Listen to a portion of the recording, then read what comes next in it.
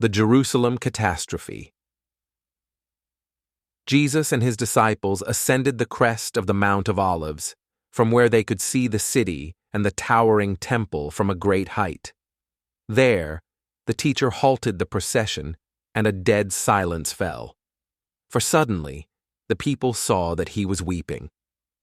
Gazing upon the vast city and the throngs of pilgrims below, Jesus spoke with sorrow in his voice.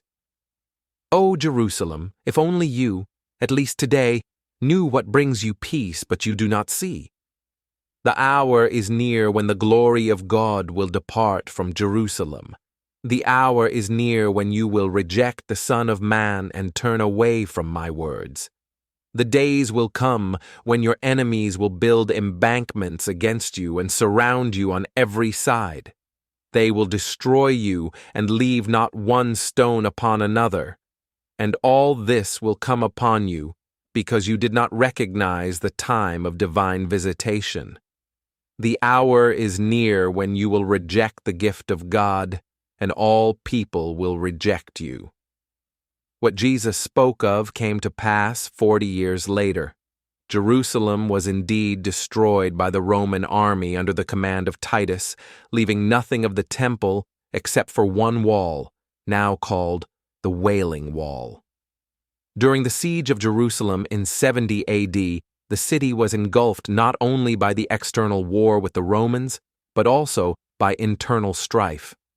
Inside the walls, a fierce struggle raged between various Jewish factions, Zealots, Idumeans, and others, each vying for power and believing in their unique mission to save Israel. Some of their leaders even proclaimed themselves messiahs or prophets, convincing the people that God would intervene and destroy the Romans. As Titus and his legions drew closer, these factions fought among themselves for control of Jerusalem, destroying food supplies, carrying out assassinations, and executing rivals en masse.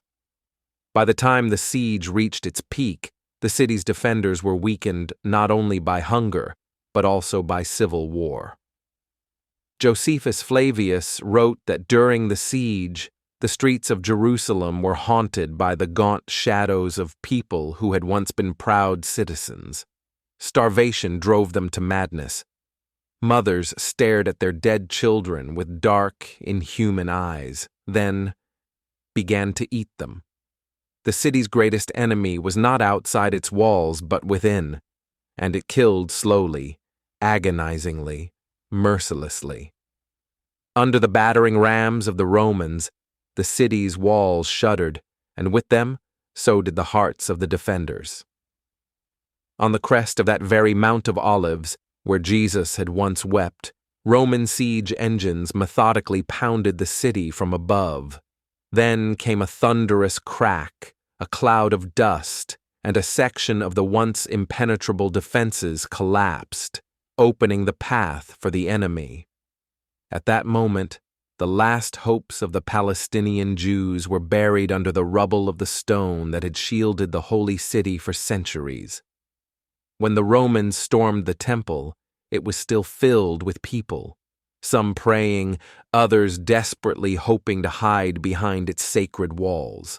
But the soldiers, maddened by battle, set fire to the building, and soon its massive golden gates crashed into the flames.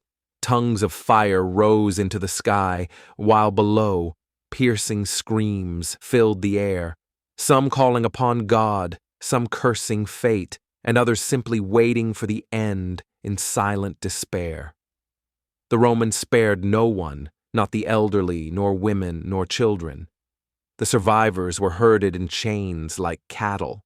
Some were sent to the arenas of Rome to be torn apart by beasts, while others were crucified, their crosses numbering in the thousands across the land. As Titus surveyed this sea of suffering, he uttered the chilling words, "They chose their fate themselves."